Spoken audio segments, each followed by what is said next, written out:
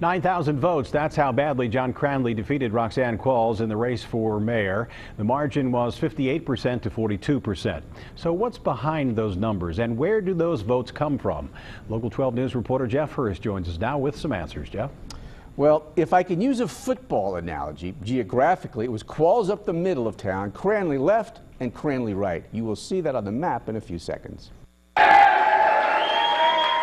John Cranley's victory over Roxanne Qualls was by any standard a blowout, a landslide. But where did that landslide come from?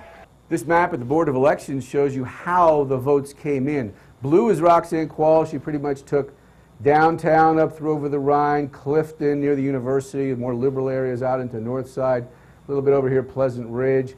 Everything else except for this little tie here, that's the orange one, was Cranley.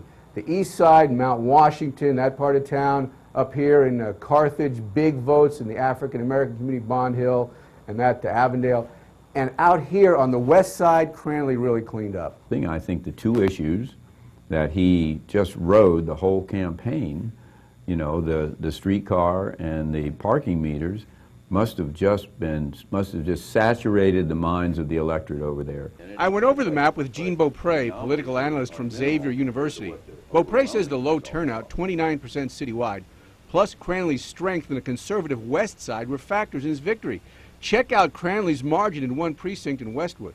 Look at that. That's 350 to 107. Geez, that's huge.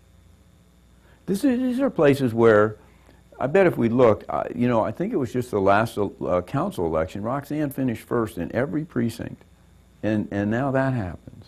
That's incredible to me. And as for the Qualls voters in those blue districts, just not enough of them to cut into Cranley's bigger margin in other parts of town. Rob?